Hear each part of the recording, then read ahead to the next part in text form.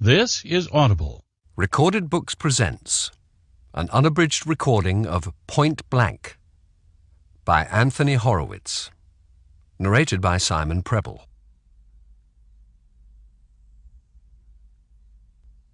Chapter 1. Going Down. Michael J. Roscoe was a careful man. The car that drove him to work at 7:15 each morning was a custom-made Mercedes with reinforced steel plates and bulletproof windows. His driver, a retired FBI agent, carried a Beretta subcompact automatic pistol and knew how to use it. There were just 5 steps from the point where the car stopped to the entrance of Roscoe Tower on New York's Fifth Avenue, but closed-circuit television cameras followed him every inch of the way. Once the automatic doors had slid shut behind him, a uniformed guard, also armed, watched as he crossed the foyer and entered his own private elevator.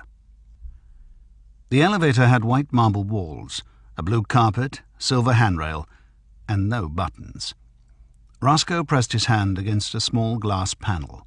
A sensor read his fingerprints, verified them, and activated the elevator. The doors slid shut, and the elevator rose to the 60th floor without stopping. Nobody else ever used it, nor did it ever stop at any of the other floors in the building. At the same time it was travelling up, the receptionist in the lobby was on the telephone, letting his staff know that Mr. Roscoe was on his way.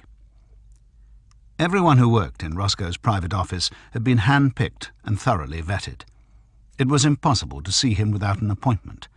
Getting an appointment could take 3 months. When you're rich, you have to be careful. There are cranks, kidnappers, terrorists, the desperate and the dispossessed. Michael J. Roscoe was chairman of Roscoe Electronics and the 9th or 10th richest man in the world, and he was very careful indeed. Ever since his face had appeared on the front cover of Time magazine, the Electronics King, he knew that he had become a visible target. When in public, he walked quickly with his head bent. His glasses had been chosen to hide as much as possible of his round, handsome face. His suits were expensive but anonymous. If he went to the theatre or to dinner, he always arrived at the last minute, preferring not to hang around. There were dozens of different security systems in his life, and although they had once annoyed him, he had allowed them to become routine. But ask any spy or security agent. Routine is the one thing that can get you killed. It tells the enemy where you're going and when you're going to be there. Routine was going to kill Michael J. Roscoe, and this was the day death had chosen to come calling. Of course, Roscoe had no idea of this as he stepped out of the elevator that opened directly into his private office, a huge room occupying the corner of the building, with floor-to-ceiling windows giving views in 2 directions: Fifth Avenue to the east, Central Park just a few blocks south. The 2 remaining walls contained a door, a low bookshelf, and a single oil painting, A Vase of Flowers by Vincent van Gogh. The black glass surface of his desk was equally uncluttered: a computer, a leather notebook, a telephone, and a framed photograph of a 14-year-old boy. As he took off his jacket and sat down, Roscoe found himself looking at the picture of the boy. Blonde hair, blue eyes, and freckles. Paul Roscoe looked remarkably like his father had 30 years ago. Michael Roscoe was now 52 and beginning to show his age, despite his year-round tan. His son was almost as tall as he was. The picture had been taken the summer before on Long Island. They'd spent the day sailing. Then they'd had a barbecue on the beach. It had been one of the few happy days they'd ever spent together. The door opened, and his secretary came in. Helen Bosworth was English. She had left her home, and indeed her husband, to come and work in New York, and still loved every minute of it. She'd been working in this office for 11 years, and in all that time she had never forgotten a detail or made a mistake. "Good morning, Mr. Roscoe," she said. "Good morning, Helen." She put a folder on his desk. "The latest figures from Singapore. Costings on the R-15 organizer. You have lunch with Senator Andrews at 12:30. I've booked the Ivy." "Did you remember to call London?" Roscoe asked. Helen Bosworth blinked. She never forgot anything, So why had he asked? "I spoke to Alan Blunt's office yesterday afternoon," she said. Afternoon in New York would have been evening in London. "Mr. Blunt was not available, but I've arranged a person-to-person call with you this afternoon. We can have it patched through to your car." "Thank you, Helen." "Shall I have your coffee sent in to you?" "No, thank you, Helen. I won't have coffee today."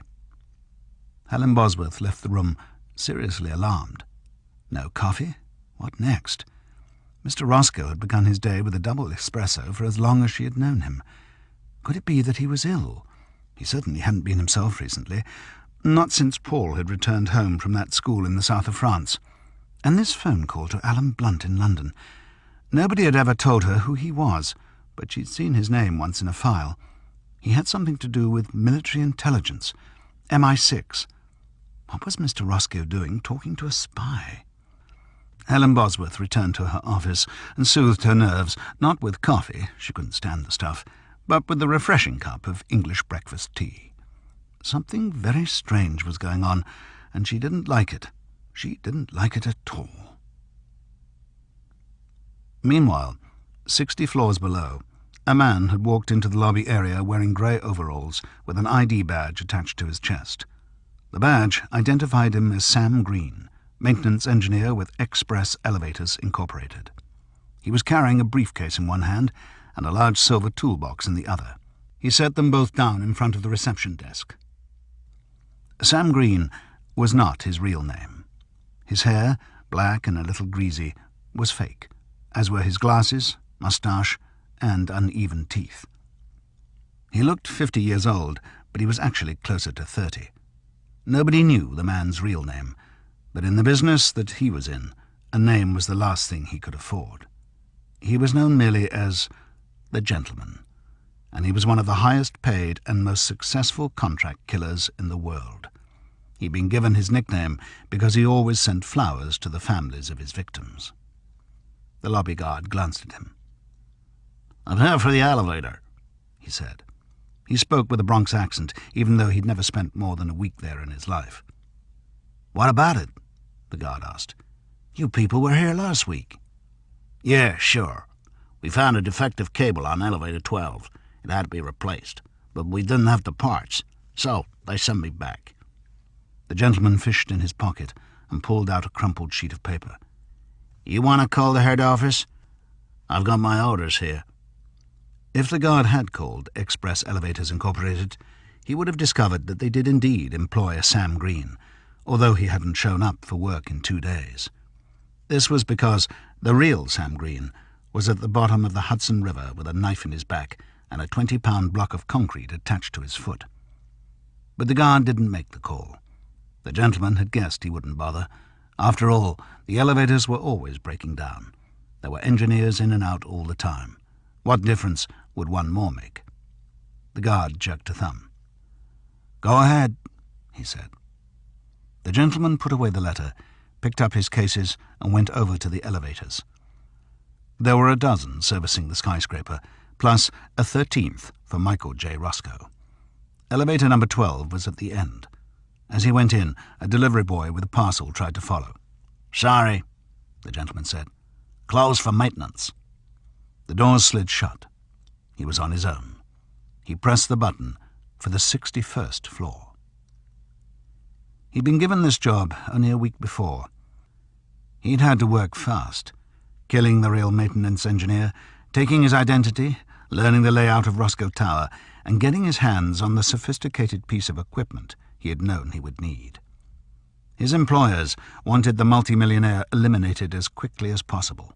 More importantly, it had to look like an accident. For this, the gentleman had demanded and been paid $100,000. The money was to be paid into a bank account in Switzerland, half now, half on completion. The elevator door opened again. The 61st floor was used primarily for maintenance. This was where the water tanks were housed, as well as the computers that controlled the heat, air conditioning, security cameras, and elevators throughout the building. The gentleman turned off the elevator using the manual override key that had once belonged to Sam Green, then went over to the computers. He knew exactly where they were. In fact, he could have found them wearing a blindfold. He opened his briefcase. There were 2 sections to the case. The lower part was a laptop computer. The upper lid was fitted with a number of drills and other tools, each of them strapped into place. It took him 15 minutes to cut his way into the Roscoe Tower mainframe and connect his own laptop to the circuitry inside. Hacking his way past the Roscoe security systems took a little longer, but at last it was done. He tapped a command into his keyboard. On the floor below, Michael J. Roscoe's private elevator did something it had never done before. It rose 1 extra floor to level 61. The door, however, remained closed. The gentleman did not need to get in. Instead, he picked up the briefcase and the silver toolbox and carried them back into the same elevator he had taken from the lobby. He turned the override key and pressed the button for the 59th floor. Once again, he deactivated the elevator. Then he reached up and pushed. The top of the elevator was a trapdoor that opened outward. He pushed the briefcase and the silver box ahead of him, then pulled himself up and climbed onto the roof of the elevator. He was now standing inside the main shaft of Roscoe Tower. He was surrounded on 4 sides by girders and pipes blackened with oil and dirt. Thick steel cables hung down, some of them humming as they carried their loads. Looking down, he could see a seemingly endless square tunnel illuminated only by the chinks of light from the doors that slid open and shut again as the other elevators arrived at various floors. Somehow the breeze had made its way in from the street, spinning dust that stung his eyes. Next to him was a set of elevator doors that, had he opened them, would have led him straight into Roscoe's office. Above these, over his head and a few yards to the right, was the underbelly of Roscoe's private elevator. The toolbox was next to him on the roof of the elevator. Carefully, he opened it. The sides of the case were lined with thick sponge. Inside, in the specially moulded space, was what looked like a complicated film projector, silver and concave with a thick glass lens. He took it out, then glanced at his watch. 8:35 a.m. It would take him an hour to connect the device to the bottom of Roscoe's elevator, and a little more to ensure that it was working. He had plenty of time. Smiling to himself, the gentleman took out a power screwdriver and began to work. At 12 o'clock, Helen Bosworth called on the telephone. "Your car is here, Mr. Roscoe." "Thank you, Helen." Roscoe hadn't done much that morning. He'd been aware that only half his mind was on his work. Once again, he glanced at the photograph on his desk. Paul. How could things have gone so wrong between a father and son? And what could have happened in the last few months to make them so much worse? He stood up, put his jacket on, and walked across his office on his way to lunch with Senator Andrews. He often had lunch with politicians. They wanted either his money, his ideas, or him. Anyone as rich as Roscoe made for a powerful friend, and politicians need all the friends they can get. He pressed the elevator button, and the doors slid open. He took 1 step forward. The last thing Michael J. Roscoe saw in his life was the inside of his elevator, with its white marble walls, blue carpet, and silver handrail. His right foot, wearing a black leather shoe that was handmade for him by a small shop in Rome, travelled down to the carpet and kept going, right through it. The rest of his body followed, tilting into the elevator and then through it. And then he was falling 60 floors to his death. He was so surprised by what had happened, so totally unable to understand what had happened, that he didn't even cry out. He simply fell into the blackness of the elevator shaft, bounced twice off the walls, then crashed into the solid concrete of the basement, 500 yards below. The elevator remained where it was. It looked solid, but, in fact, it wasn't there at all. What Roscoe had stepped into was a hologram, an image being projected into the empty space of the elevator shaft where the real elevator should have been. The gentleman had programmed the door to open when Roscoe pressed the call button, and had quietly watched him step into oblivion. If the multimillionaire had managed to look up for a moment, he would have seen the silver hologram projector beaming the image a few yards above him. But a man getting into an elevator on his way to lunch does not look up. The gentleman had known this, and he was never wrong. At 12:35, the chauffeur called up to say that Mr. Roscoe hadn't arrived at the car. 10 minutes later, Helen Bosworth alerted security, who began to search around the foyer of the building. At 1 o'clock, they called the restaurant. The senator was there, waiting for his lunch guest, but Roscoe hadn't shown up. In fact, his body wasn't discovered until the next day, by which time the multimillionaire's disappearance had become the lead story on the news. A bizarre accident, that's what it looked like. Nobody could work out what had happened, because by that time, of course, the gentleman had reprogrammed the computer, removed the projector, and left everything as it should have been, before quietly leaving the building. 2 days later, a man who looked nothing like a maintenance engineer walked into JFK International Airport. He was about to board a flight for Switzerland. But first, he visited a flower shop and ordered a dozen black tulips to be sent to a certain address. The man paid with cash. He didn't leave a name.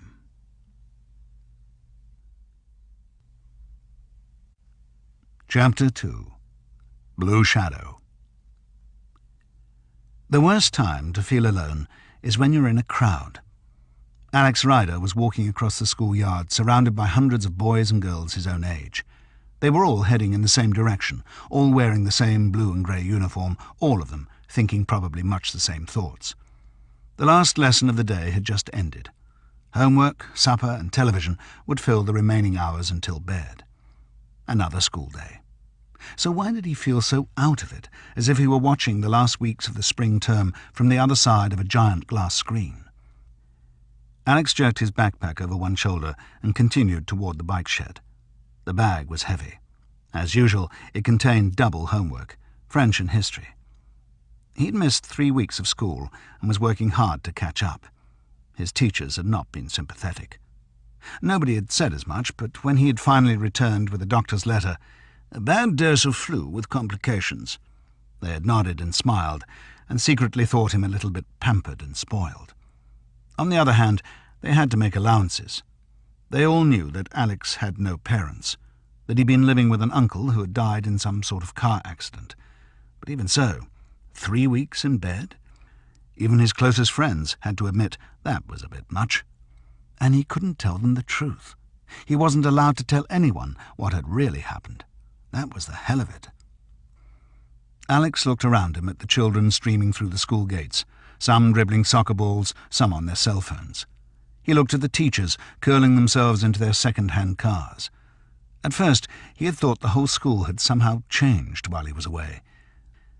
But he knew now that what had happened was worse. Everything was the same. He was the one who had changed. Alex was 14 years old, an ordinary schoolboy in an ordinary West London school. Or he had been. 3 weeks before, he had discovered that his uncle was a secret agent, working for MI6. The uncle, Ian Ryder, had been murdered, and MI6 had forced Alex to take his place. They'd given him a crash course in special air service survival techniques and sent him on a lunatic mission on the south coast. He'd been chased, shot at, and almost killed, and at the end of it, he'd been packed off and sent back to school as if nothing had happened. But first, they'd made him sign the Official Secrets Act. Alex smiled at the memory of it. He didn't need to sign anything. Who would have believed him anyway? But it was the secrecy that was getting to him now.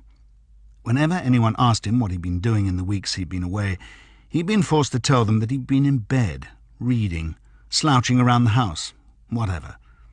Alex didn't want to boast about what he'd done, but he hated having to deceive his friends. It made him angry. MI6 hadn't just put him in danger, they'd locked his whole life in a filing cabinet and thrown away the key. He'd reached the bike shed. Somebody muttered a goodbye in his direction, and he nodded, then reached up to brush away the single strand of fair hair that had fallen over his eye. Sometimes he wished that the whole business with MI6 had never happened, but at the same time, he had to admit it. Part of him wanted it all to happen again. Sometimes he felt that he no longer belonged in the safe, comfortable world of Brooklyn Comprehensive. Too much had changed, and at the end of the day, anything was better than double homework. He lifted his bike out of the shed, unlocked it, pulled the backpack over his shoulders, and prepared to ride away. That was when he saw the beaten-up white car, back outside the school gates for the second time that week. Everyone knew about the man in the white car. He was in his 20s, bald-headed with 2 broken stumps where his front teeth should have been, and 5 metal studs in his ear. He didn't advertise his name. When people talked about him, they called him Skoda, after the make of his car. But someone said that his name was Jake and that he'd once been to Brooklyn. If so, he had come back like an unwelcome ghost, here one minute, vanishing the next. Somehow always a few seconds ahead of any passing police car or overly inquisitive teacher. Skoda sold drugs. He sold soft drugs like pot and cigarettes to the younger kids and harder stuff to any of the older ones stupid enough to buy it. It seemed incredible to Alex that Skoda could get away with it so easily, dealing his little packets in broad daylight. But of course, there was a code of honour in the school. No one turned anyone in to the police, not even a rat like Skoda. And there was always the fear that if Skoda went down, some of the people he supplied, friends, classmates, might go with him. Drugs had never been a huge problem at Brooklyn, but recently that had begun to change. A clutch of 17-year-olds had started buying Skoda's goods, and like a stone dropped into a pool, the ripples had rapidly spread. There had been a spate of thefts, as well as 1 or 2 nasty bullying incidents, younger children being forced to bring in money for older ones. The stuff Skoda was selling seemed to get more expensive the more you bought of it, and it hadn't been cheap at the start. Alex watched as a heavy-shouldered boy with dark eyes and serious acne lumbered over to the car, paused by the open window, and then continued on his way.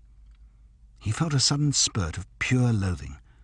The boy's name was Colin, and a year before he'd been hard-working and popular. These days, he was just avoided. Alex had never thought much about drugs, apart from knowing that he would never take them himself. But he could see that the man in the white car wasn't poisoning just a handful of dumb kids. He was poisoning the whole school. A policeman on foot patrol appeared, walking toward the gate. A moment later, the white car was gone, black smut bubbling from a faulty exhaust. Alex was on his bike before he knew what he was doing, pedalling fast out of the yard and swerving around the school secretary, who also was on her way home. "Not too fast, Alex," she called out, sighing when he ignored her. Miss Bedfordshire had always had a soft spot for Alex, without knowing quite why, and she alone in the school had wondered if there hadn't been more to his absence than the doctor's note had suggested. The white Skoda accelerated down the road, turning left and then right, and Alex thought he was going to lose it. But then it twisted through the maze of back streets that led up to the King's Road and hit the inevitable 4 o'clock traffic jam, coming to a halt about 200 yards ahead. The average speed of traffic in London is, at the start of the 21st century, slower than it was in Victorian times. During normal working hours, any bicycle will beat any car on just about any journey at all, and Alex wasn't riding just any bike. He still had his Condor Junior Road Racer, hand-built from in the workshop that had been open for business in the same street in Holborn for more than 50 years. He'd recently had it upgraded with an integrated brake and gear lever system fitted to the handlebar, and he only had to flick his thumb to feel the bike click up a gear, the lightweight titanium sprockets spinning smoothly beneath him. He caught up with the car just as it turned the corner and joined the rest of the traffic on the King's Road. He would just have to hope that Skoda was going to stay in the city, but somehow Alex didn't think it likely that he would travel too far. The drug dealer hadn't chosen Brooklyn Comprehensive as a target simply because he'd been there. It had to be somewhere in his general neighbourhood, not too close to home, but not too far either. The lights changed and the white car jerked forward, heading west. Alex pedalled slowly, keeping a few cars behind, just in case Skoda happened to glance in his mirror. They reached the corner known as World's End, and suddenly the road was clear, and Alex had to switch gears again and pedal hard to keep up. The car drove on, through Parsons Green and down toward Putney. Alex twisted from one lane to another, cutting in front of a taxi and receiving the blast of a horn as his reward. It was a warm day, and he could feel his French and history homework dragging down his back. How much farther were they going? And what would he do when they got there? Alex was beginning to wonder whether this had been a good idea, when the car turned off and he realised they'd arrived. Skoda had pulled into a rough tarmac area, a temporary parking lot next to the River Thames, not far from Putney Bridge. Alex stayed on the bridge, allowing the traffic to roll past, and watched as the dealer got out of his car and began to walk. The area was being redeveloped, another block of prestigious apartments rising up to bruise the London skyline. Right now the building was no more than an ugly skeleton of steel girders and prefabricated concrete slabs. It was surrounded by a swarm of men in hard hats. There were bulldozers, cement mixers, and towering above them all, a huge canary-yellow crane. A sign read, "Riverview House," and below it, "All visitors report to the site office." Alex wondered if Skoda had some sort of business on the site. He seemed to be heading for the entrance, but then he turned off. Alex watched him, increasingly puzzled. The building site was wedged in between the bridge and a cluster of modern buildings. There was a pub, and then what looked like a brand-new conference centre, and finally a police station with a parking lot half filled with official cars. But right next to the building site, sticking out into the river, was a wooden jetty with 2 cabin cruisers and an old iron barge quietly rusting in the murky water. Alex hadn't noticed the jetty at first, but Skoda walked straight onto it, then climbed onto the barge. He found a door, opened it, and disappeared inside. Was this where he lived? It was already growing dark, and somehow Alex doubted he was about to set off on a pleasure cruise down the River Thames. He got back on his bike and cycled slowly to the end of the bridge, and then down toward the parking lot. He left the bike and his backpack out of sight and continued on foot, moving more slowly as he approached the jetty. He wasn't afraid of being caught. This was a public place, and even if Skoda did reappear, there would be nothing he could do. But he was curious.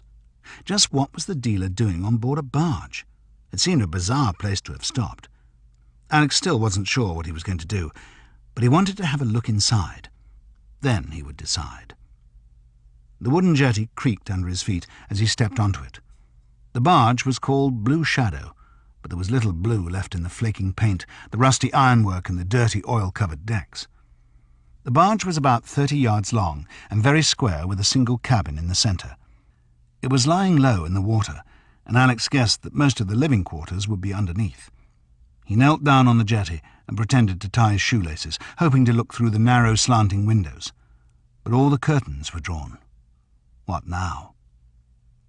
The barge was moored on one side of the jetty. The 2 cabin cruisers were side by side on the other. Skoda wanted privacy, but he must also need light, and there would be no need to draw the curtains on the far side, with nothing there but the river. The only trouble was that to look in the other windows, Alex would have to climb onto the barge itself. He considered briefly. It had to be worth the risk. He was near enough to the building site. Nobody was going to try and hurt him in broad daylight. He placed one foot on the deck, then slowly transferred his weight onto it. He was afraid that moving the barge would give him away. Sure enough, the barge dipped under his weight, but Alex had chosen his moment well. A police launch was sailing past, heading up the river and back into town. The barge bobbed naturally in its wake, and by the time it settled, Alex was on board, crouching next to the cabin door. Now he could hear music coming from inside, the heavy beat of a rock band. He didn't want to do it, but he knew there was only one way to look in. He tried to find an area of the deck that wasn't too covered in oil, then lay flat on his stomach. Clinging onto the handrail, he lowered his head and shoulders over the side of the barge and shifted himself forward so that he was hanging almost upside down over the water. He was right. The curtains on this side of the barge were open. Looking through the dirty glass of the window, he could see 2 men. Skoda was sitting on a bunk smoking a cigarette. There was a second man, blonde-haired and ugly, with twisted lips and 3 days' stubble, wearing a torn sweatshirt and jeans, making a cup of coffee at a small stove. The music was coming from a boombox perched on a shelf. Alex looked around the cabin. Besides 2 bunks and the miniature kitchen, the barge offered no living accommodations at all. Instead, It had been converted for another purpose. Skoda and his friend had turned it into a floating laboratory. There were 2 metal work surfaces, a sink and a pair of electric scales. Everywhere there were test tubes and Bunsen burners, flasks, glass pipes and measuring spoons. The whole place was filthy. Obviously neither of the 2 men cared about hygiene, but Alex knew that he was looking into the heart of their operation. This was where they prepared the drugs they sold, cut them down, weighed them and packaged them for delivery to local schools. It was an insane idea to put a drug factory on a boat almost in the middle of London, and only a stone's throw away from a police station. But at the same time, it was a clever one. Who would have looked for it here? The blonde-haired man suddenly turned around, and Alex hooked his body up and slithered backward onto the deck. For a moment he was dizzy, hanging upside down, and made the blood drain into his head. He took a couple of breaths, tried to collect his thoughts. It would be easy enough to walk over to the police station and tell the officer in charge what he'd seen. The police could take over from there. But something inside Alex rejected the idea.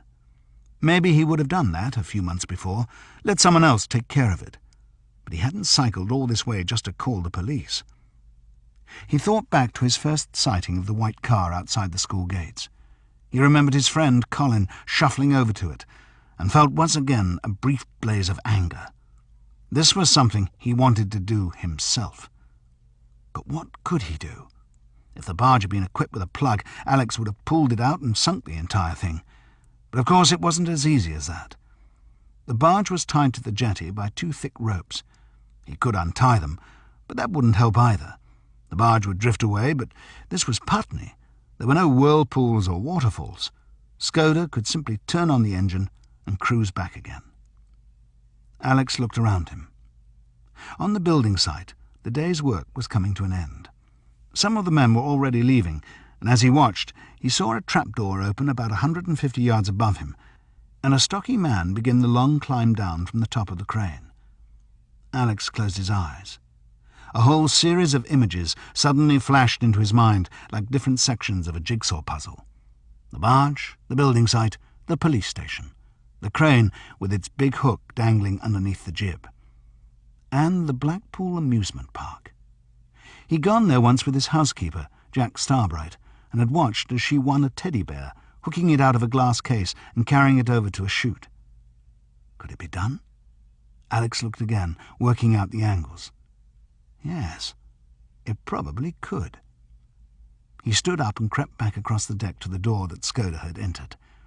A length of wire was lying to one side, and he picked it up, then wound it several times around the handle of the door.